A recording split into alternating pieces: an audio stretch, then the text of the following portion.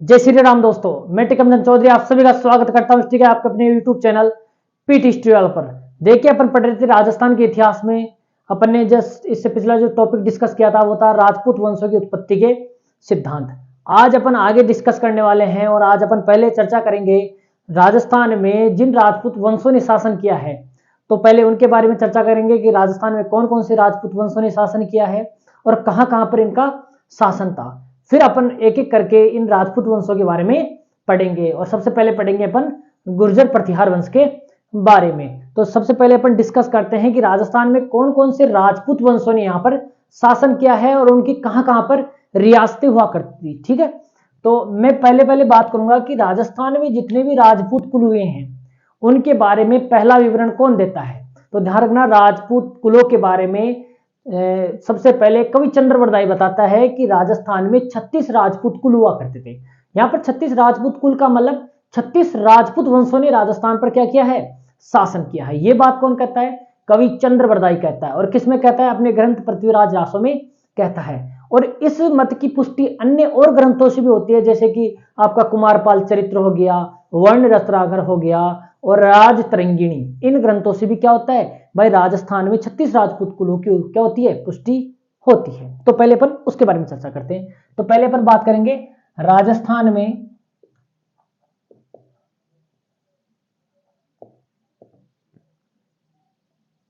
शासन करने वाले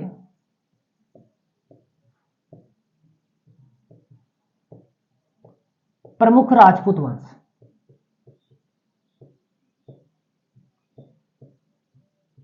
राजस्थान में शासन करने वाले प्रमुख राजपूत वंश। तो सबसे पहले अपन ये डिस्कस करेंगे कि इनका जिक्र किसने किया है। तो सबसे पहले ध्यान रखना, पृथ्वीराज रासो, किसका ग्रंथ है, पृथ्वीराज रासो में कवि चंद्र बरदाई ने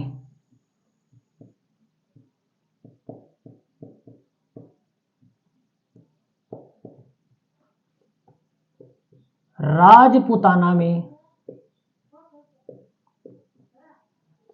36 राजपूत कुलों का उल्लेख करता है। क्या करता है, उल्लेख करता है। तो सबसे महत्वपूर्ण और इंपॉर्टेंट बात यह है कि राजस्थान में किसने 36 राजपूत कुलों का उल्लेख किया है। तो ध्यान रखना, पृथ्वीराज रासो ग्रंथ में कवि चंद्र बरदाई ने किया है। तो एक पॉइंट तो ये सिद्ध हो गया कि राजस्थान में अब तक कितने राजपूत कुलों ने वंश शासन किया है। तो 36 राजपूत कुलों ने शासन किया है। ठीक बात है। इस 36 राजपूत कुलों का और उल्लेख कहां पर हुआ है कि हाँ, राजस्थान में 36 राजपूत कुलों ने शासन किया था। तो ये तीन ग्रंथ और इस बात की पुष्टि करने वाले हैं कि राजस्थान में 36 राजपूत वंशों ने क्या किया था, शासन किया था। तो कौन कौन सा है, एक तो है आपका कुमारपाल चरित्र,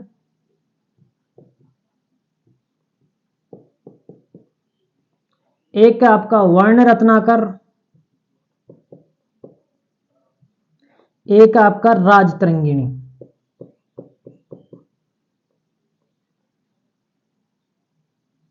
राज तरंगिणी, ठीक बात है। ये प्रमुख वो ग्रंथ हैं जिनमें राजस्थान में 36 राजपूत कुलों का उल्लेख मिलता है। आपसे सीधा ही क्वेश्चन करेगा, राजपूताना में कितने राजपूत कुलों ने शासन किया था। तो 36 राजपूत कुलों ने शासन किया था। ठीक बात है। और इसका उल्लेख, प्रथम उल्लेख तो किसने किया, कवि चंद्र बरदाई ने अपने ग्रंथ पृथ्वीराज रासो में किया। इसके बाद में इनकी पुष्टि और किन कौन से ग्रंथों से होती है, कुमारपाल चरित्र से भी होती है, वर्ण रत्नाकर से भी होती है और कलहण की राजतरंगिणी से भी होती है। ठीक बात है। अब बात करते हैं अपन कि जो 36 राजपूत कुल थे उनमें कौन कौन से राजपूत वंश है और उन्होंने कहां कहां पर महत्वपूर्ण शासन किया। देखो, 36 के 36 तो राजपूत कुल अपने इतिहास में पढ़ नहीं सकते क्योंकि इनके बारे में इतनी व्यापक जानकारी अपने पास उपलब्ध नहीं है। ठीक बात है। कुछ जो राजपूत वंशों के पास वंशों के अपने पास जो साहित्यिक और पुरातात्विक प्रमाण मौजूद है, उन्हीं के आधार पर उनका इतिहास पढ़ते हैं। ठीक बात है। तो सबसे पहले मैं बात करूंगा गुर्जर प्रतिहार वंश की, चूंकि अपन अगला पॉइंट यही पढ़ने वाले हैं। तो गुर्जर प्रतिहार, ठीक बात है। राजस्थान में जो कि राजपूत काल था, ठीक है, 7वीं से लेकर 12वीं शताब्दी का जो राजपूत काल था, उस राजपूत काल में सबसे पहले कौन सा वंश शक्तिशाली वंश के रूप में उभर कर सामने आया? तो उत्तर भारत में गुर्जर प्रतिहार वंश सबसे शक्तिशाली बनकर उभरा। ठीक बात है, उत्तर भारत की बात कर रहा हूं, क्योंकि इसके समय दक्षिण में राष्ट्रकूट भी हुआ करते थे। ठीक है, तो इतनी ध्यान रखना, उत्तर भारत में गुर्जर प्रतिहार एक शक्तिशाली वंश के रूप में उभरा। और इसका शासन कहां कहां था? तो ये ज्यादा कोई टिपिकल चीज है नहीं, बस आपको इतना सा ध्यान रखना है कि इनका शासन कहां कहां था। तो ध्यान रखना, गुर्जर प्रतिहारों ने मुख्यतः राजस्थान के पश्चिम और दक्षिणी भागों में शासन किया है। इतना सा ध्यान रखना, पश्चिमी और दक्षिणी भागों में शासन किया है, जो कि मैं आपको यहां पर बता ही दूं। वैसे मैं बना ही देता हूं मैं।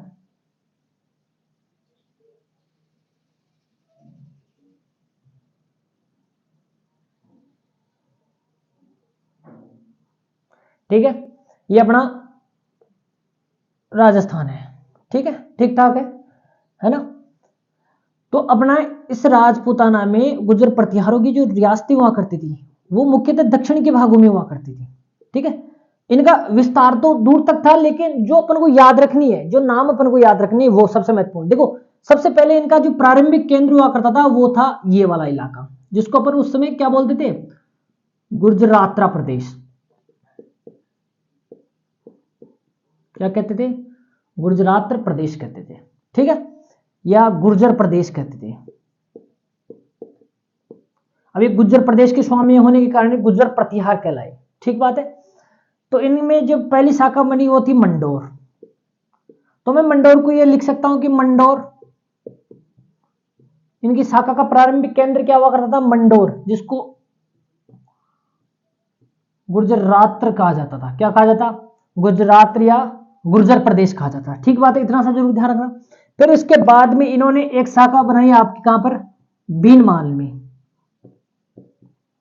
जिसका उल्लेख कौन करता है? आपका चीनी यात्री हेनसांग। इसको क्या बोलता है? पीली मोलो। क्या नाम से पुकारता है बीनमाल को? पीली मोलो के नाम से पुकारता है बीनमाल। इसके अलावा जालोर, क्योंकि बीनमाल आज जालोर का हिस्सा है। तो पहले ये तो आज हो गया है क्योंकि अपन ने जिले डिसाइड कर दिए, लेकिन ये पहले अलग अलग हुआ करते थे। तो भीनमाल, जालोर। इसके अलावा इनकी कहां पर थी एक शाखा? एक शाखा मंडोर से निकलकर कहां चली गई थी? भड़ोच, गुजरात में।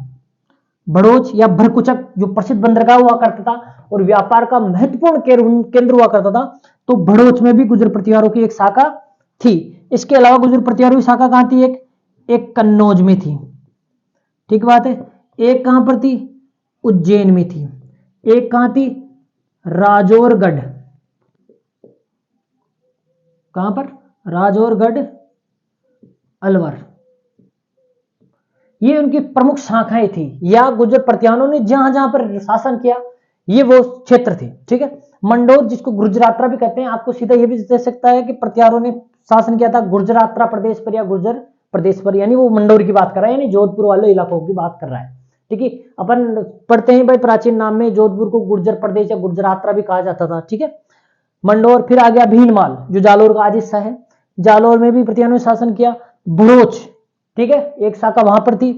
कन्नौज में थी, उज्जैन में थी और राजौरगढ़, अलवर में थी। जो कि अपन जो पढ़ने वाले हैं, कौन कौन से पढ़ने वाले हैं गुर्जर प्रतिहारों में? अपन एक मंडोर शाखा को पढ़ेंगे, एक भीनमाल जालोर शाखा को पढ़ेंगे। ठीक है, ये दोनों एक तौर पर पढ़ेंगे। एक पढ़ेंगे कन्नौज की, एक उज्जैन की। ठीक है, भड़ोच की कुछ थोड़ी बहुत जानकारियां हैं, उसके बारे में अपन पढ़ेंगे। ठीक बात है। तो गुर्जर प्रतिहारों ने कहां कहां पर शासन किया है? फिर से देख लेना, मंडोर यानी गुजरात प्रदेश में, भीनमाल, जालोर, भड़ोच, कन्नौज, उज्जैन, राजौरगढ़, अलवर। चूंकि यहां से अलवर से क्या मिले हैं? शिलालेख भी प्राप्त हुए, उनकी भी चर्चा करेंगे। ध्यान रखना, मुहणोत नेणसी ने, मुहणोत नेणसी ने गुर्जर प्रतिहारों की कितनी शाखाओं का उल्लेख किया है? ध्यान रखना, 26 शाखाओं का उल्लेख किया है।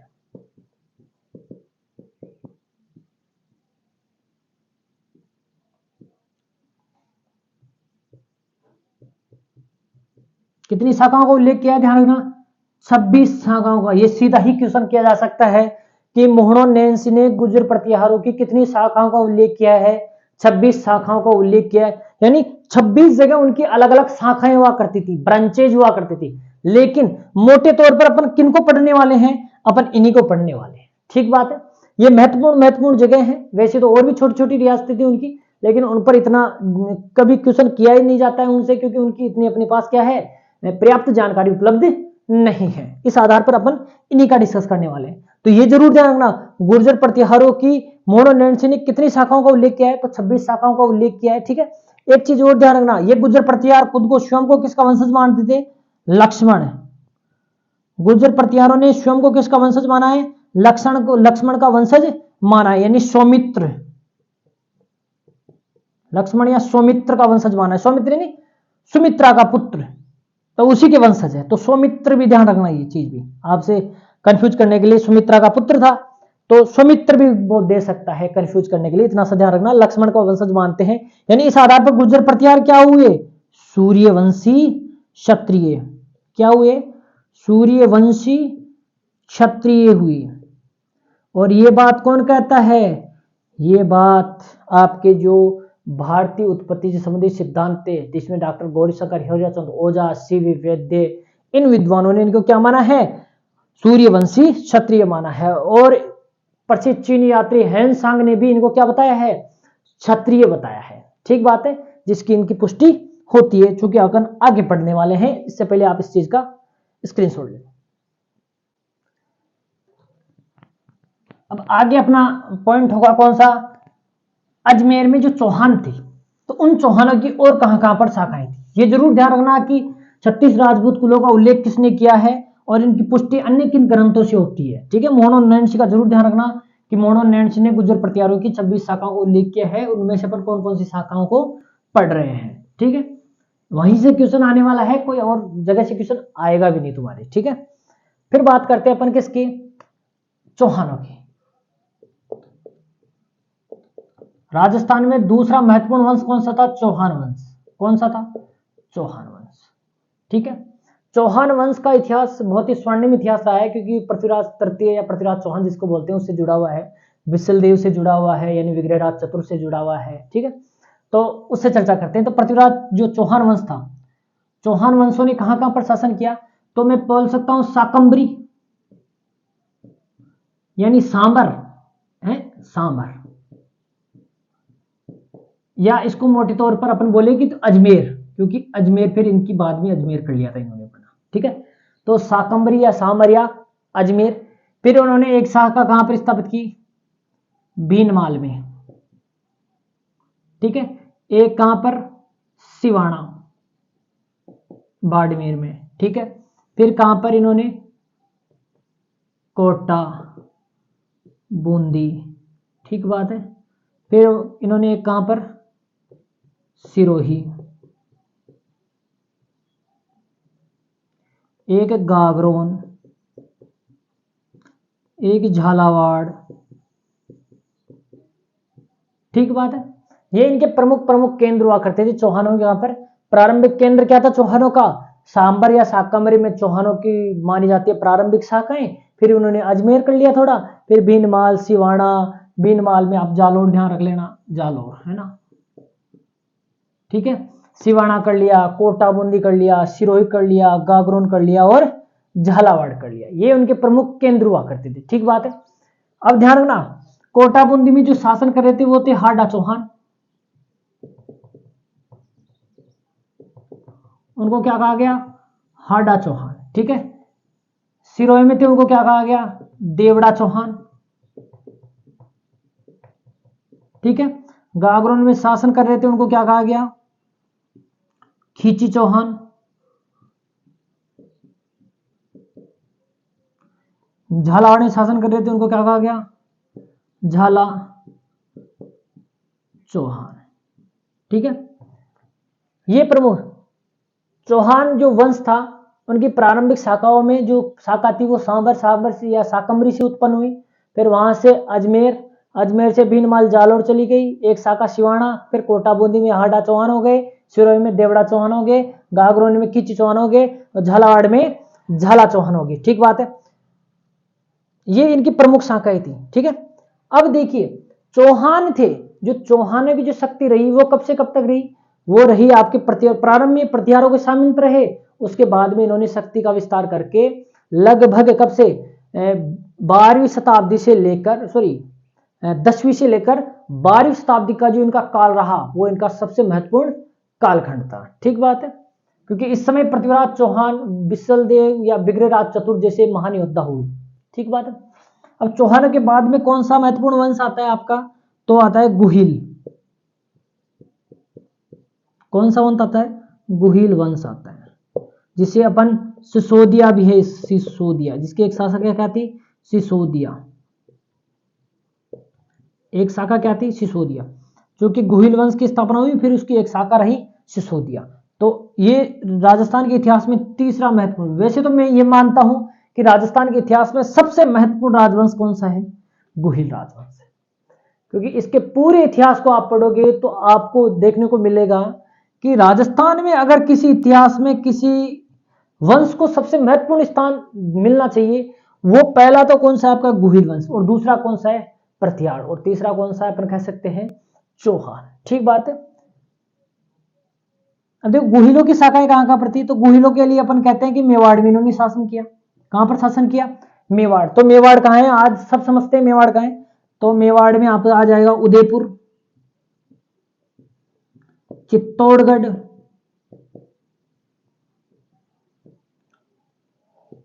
उदयपुर, चित्तौड़गढ़, डूंगरपुर, बांसवाड़ा, एक सेकंड, डूंगरपुर, बांसवाड़ा, उदयपुर, चित्तौड़गढ़, राजसमंद। ठीक है, फिर वांगड़ में आ जाएंगे डूंगरपुर, बांसवाड़ा, प्रतापगढ़। ठीक है, इसमें शाहपुरा भी जोड़ लेना, यानी भीलवाड़ा, भीलवाड़ा का हिस्सा। ठीक है, तो ये वाला इलाका तो मेवाड़ हो गया, यानी उदयपुर, चित्तौड़गढ़, राजसमंद, शाहपुरा, चित्तौड़गढ़। प्रारंभ में इनका उदय कहां से होता है, गुहिलों का चित्तौड़ से होता है। चित्तौड़ के बाद में ये इनका एक स्थान राजसमंद रहा, कुंभलगढ़, और एक स्थान क्या रहा, उदयपुर। उदयपुर बाद में जाकर इनकी गुहिलों की मुख्य राजधानी हो गई। ठीक है, इसके अलावा इनकी शाखाएं शाहपुरा में भी थी। ठीक है, इसके अलावा डूंगरपुर, बांसवाड़ा और प्रतापगढ़ में थी। ठीक बात है। तो चौहान वंश हो गया आपका, गुहिलो वंश हो गया। ठीक है, जालौर में एक वंश हो जाना, सोनगरा। जालौर के चौहान थे, क्या कहलाते थे, सोनगरा चौहान। ठीक बात है, इतना सा और ध्यान रखना। तो ये अपन ने दो वंश पढ़े, कौन कौन से, चौहान वंशों ने तो कहां कहां शासन किया है, तो शाकंभरी या साम्र अजमेर में, फिर इनकी एक शाखा बिनवाल जालौर में चली गई, जहां के चौहान क्या कहलाए, सोनगरा चौहान कहलाए। एक शिवाणा में थी, एक कोटाबूंदी में, कोटाबूंदी वाले हाड़ा चौहान कहलाए। सिरोही की कहां पर थी, सिरोही के देवड़ा चौहान कहलाए। गागरोन के खींची चौहान कहलाए, और झालावाड़ के झाला चौहान कहलाए। ये मैं समझ लेगा भाई, झालावाड़ में, झालावाड़ बाद में जाकर रियासत बनी है, 1837 में इसको रियासत का दर्जा दिया गया। इससे पहले ये चौहानों का ही एक हिस्सा हुआ करता था, क्योंकि ये कोटाबूंदी के भास में आता था। ठीक बात है। तो गुहिल वंश, सिसोदिया जिसको अपन कहते हैं, दूसरी शाखा एक इनकी थी। तो इन्होंने उनका उदय मेवाड़ में, सबसे पहले चित्तौड़ में होता है, फिर उदयपुर, राजसमंद, शाहपुरा, भीलवाड़ा। ठीक बात है। इनकी कुछ शाखाएं जो डूंगरपुर, बांसवाड़ा और प्रतापगढ़ में भी थी। ठीक बात है। अब देखो ध्यान रखना गुहिलों के बारे में, गुहिलों के बारे में मोहनात नेणसी, मोहनोद नेणसी कहता है, क्या कहता है कि गुहिलों की कितनी शाखाएं थी, 24 शाखाएं। मोहनोद नेणसी ने गुहिलों की कितनी शाखाओं का उल्लेख किया है, 24 शाखाओं का उल्लेख किया है। मोहनोद नेणसी ने ही गुर्जर प्रतिहारों की कितनी शाखाओं का उल्लेख किया है, तो 26 शाखाओं का उल्लेख किया है। पृथ्वीराज रासो ग्रंथ में, ध्यान रखना, पृथ्वीराज रासो ग्रंथ में राजपूत कुलों का उल्लेख है, और वो भी कितने, 36। लेकिन मोहनोद नेणसी ने गुर्जर प्रतिहारों की 24 शाखा, यानी 24 ब्रांच, सॉरी, गुर्जर प्रतिहारों की तो 26 ब्रांचेज बताई है, और गुहिल वंश की कितनी ब्रांचेज बताई है, 24, यानी इनकी 24 शाखाएं अलग अलग जगह पर शासन कर रही थी। ठीक बात है। एक बार स्क्रीनशॉट लो, थोड़ी आगे चले। यस, तो ये तो था आपका चौहान वंश की शाखाएं। ये जरूर ध्यान रख लेना कहां कहां पर कौन सी शाखा, चौहान क्या कहलाते थे। ठीक है, गागरोनी में जैसे खींची चौहान कहलाते थे, तो झालावाड़ में झाला चौहान। ठीक है, जालौर में आपके सोनगरा चौहान कहलाते थे। ठीक है, अब बात करते हैं अपन और भी अपने राजस्थान में जो राजपूत वंश है उनमें से अब और महत्वपूर्ण क्या है आपका, कछवा है।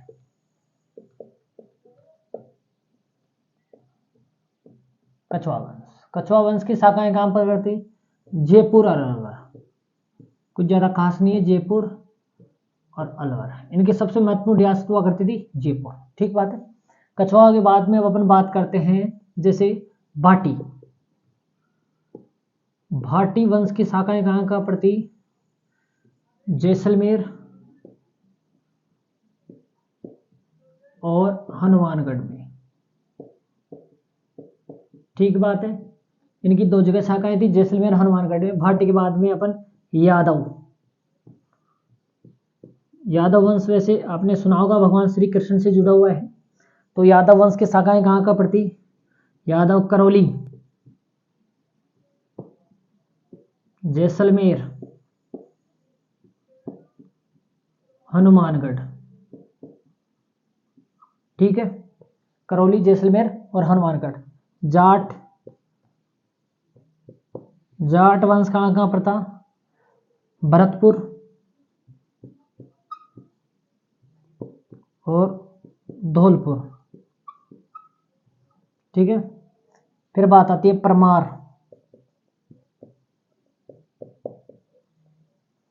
परमार वंश ने कहां कहां पर शासन किया? तो परमारों ने मालवा, आबू, किराड़ू, वांगड़ और जालौर। ठीक बात है। अब ये मत समझना सर भाई भाटी भी जैसलमेर हनुमानगढ़ में शासन कर रहे थे तो यादव इनके साथ कैसे कर लेंगे? अरे इनका अलग अलग टाइम पीरियड रहा है, अलग अलग टाइम पीरियड पर इन्होंने क्या किया है? शासन किया है। ठीक बात है। जैसे जाट वंश ने भरतपुर और धौलपुर में किया, तो ये परमार वंश ने कहां पर? मालवा में किया, आबू में किया, किराड़ू में किया, वांगड़ में किया और जालौर में इन्होंने क्या किया है? शासन किया है। ठीक बात है। इसके अलावा कौन सा? चावड़ा वंश। कहां पर? चावड़ा आपका भीनमाल में। और एक आपकी मुस्लिम, कहां पर? टोंक में। ध्यान रखना कब? 1817 में इनकी रियासत की स्थापना की गई थी, तब से मुस्लिम रियासत कहलाई। तो मुस्लिम वंश कहां पर था? टोंक में। कहां पर? टोंक में। तो फिर से देखो अपने और कौन सी जगह? कछवा वंश हो गया। कछवा वंश ने कहां कहां पर शासन किया है? कछवाओं ने जयपुर में किया है और अलवर में किया। अब जयपुर में आपको आमेर भी अलग से दे तो कोई दिक्कत नहीं है, आमेर भी याद कर लो। इनका प्रारंभिक केंद्र आमेर था, आमेर के बाद भी इन्होंने राजधानी जयपुर बना ली। तो ऐसे कंफ्यूज होता ना सर आपने आमेर नहीं लिखा, आमेर आज जयपुर में ही है। ठीक है। भाटियों ने कहां कहां पर शासन किया? तो जैसलमेर और हनुमानगढ़ में। उन्हें उत्तर भड़ किवाड़ के नाम से भी जाना जाता है, क्योंकि जैसे प्रतिहारों ने 6ठी से लेकर 12वीं शताब्दी तक अरब आक्रमणकारियों के लिए बाधक के रूप में कार्य किया था, उसी प्रकार भाटी वंश ने भी पश्चिमोत्तर भारत से होने वाले आक्रमणों के लिए एक किवाड़ के रूप में कार्य किया था। इस कारण इनको उत्तर भड़ भाटी किवाड़ के रूप में भी जाना जाता है। ठीक बात है। यादव वंश ने कहां कहां पर शासन किया? तो करौली में किया, जैसलमेर में किया और हनुमानगढ़ में किया। जाट वंश, देखो जाटों की महिमा तो वैसी ही जा रही है। जाट वंश भरतपुर और धौलपुर में, बहुत ही महत्वपूर्ण इतिहास है। ठीक है। और परमार वंश, परमारों ने कहां कहां पर किया? मालवा, आबू, किराड़ू, वांगड़ और जालोर। ठीक बात है। ये ध्यान रखना, आबू आज आपका सिरोही में है। ठीक है। किराड़ू बाड़मेर में पड़ता है, वांगड़ आपका डूंगरू बांसवाड़ा ही है, जालोर आप जानते ही हो। मालवा आपका मध्य प्रदेश का जो इलाका है उसकी चर्चा है। ठीक बात है। ठीक है। चावड़ा वंश भीनमाल में, कहां पर? भीनमाल में। चावड़ा चौहानों की एक शाखा के रूप में थी जो भीनमाल में थी, जैसे अपन ने पहले चर्चा की कि जालोर जो भीनमाल का आज हिस्सा है, सॉरी भीनमाल जो जालोर का वर्तमान जो हिस्सा है। ठीक बात है, उसी की चर्चा है। मुस्लिम वंश ने कहां पर शासन किया? टोंक में। कब? 1817 में। ठीक बात है। तो इसके अलावा एक और रह गया आपका, तो कौन सा? राठौड़। एक और रह गया आपका राठौड़ वंश। राठौड़ों ने कहां पर शासन किया? इनकी भी रियासत बहुत महत्वपूर्ण है। राठौड़ों ने जोधपुर, बीकानेर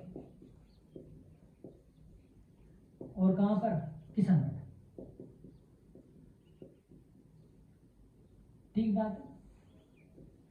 बट इतना सा जरूर ध्यान रखना कि आपसे जब क्वेश्चन करने वाला है एग्जामिनर, तो आपको वो सीधा ही क्वेश्चन देगा कैसे, राजस्थान में निम्न में से कौन से राठौड़ वंश ने कौन से स्थान पर शासन किया है या नहीं किया है। तो आपको ऑप्शन देगा कि जैसे जोधपुर, बीकानेर, किशनगढ़ दे दे और एक साथ में दूसरा हनुमान जैसलमेर दे दे। तो आप कंफ्यूज मत होना, जिन्होंने जहां जहां पर शासन किया है उन जगहों का जरूर ध्यान रखना। जैसे राठौड़ ने कहां पर शासन किया, जोधपुर, बीकानेर और किशनगढ़। तो ये आपको तीनों जरूर याद होनी चाहिए, क्योंकि आपको चौथा अलग ऑप्शन देकर आपसे क्वेश्चन कर सकता है। ठीक है, भाटी वंश, जैसलमेर, हनुमानगढ़ में। ठीक बात है। अब इसके अलावा आप दो चीज जरूर ध्यान रखिएगा। डॉक्टर दशरथ शर्मा की कुछ पुस्तक हैं, उनके बारे में मैं बताना चाहता हूँ कि वो बहुत महत्वपूर्ण बुक्स हैं, उनके बारे में क्वेश्चन आया हुआ है। तो डॉक्टर दशरथ शर्मा ने एक तो राजस्थान थ्रू द एजेज, एक अर्ली चौहान डायनेस्टी, ठीक है, एक लिखे उन्होंने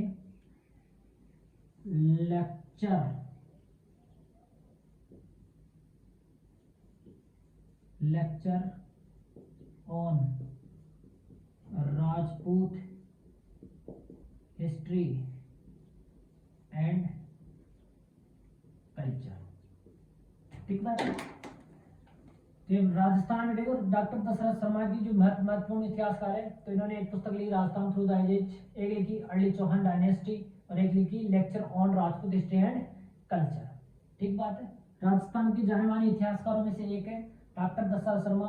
उसी प्रकार आपका डॉक्टर गौरीशंकर हीराचंद ओझा, उसी प्रकार राजस्थान सीवी वैद्य प्रमुख इतिहासकार रहे हैं। ठीक है, तो ये तीन किताबें आप जरूर ध्यान रखिएगा। और तीन किताबों के साथ साथ कौन कौन से वंशों ने कहाँ कहाँ पर शासन किया है, इससे संबंधित अगर सीधा क्वेश्चन आता है तो आपके लिए बहुत ही अच्छा है। क्वेश्चन गलत नहीं होना चाहिए, सबसे महत्वपूर्ण बात है। अपन जो भी कर रहे हैं यो कर रहे हैं कि क्वेश्चन गलत नहीं होना। ठीक है, तब तक के लिए आप अच्छे से पढ़िए। जय श्री राम, खम्मा में।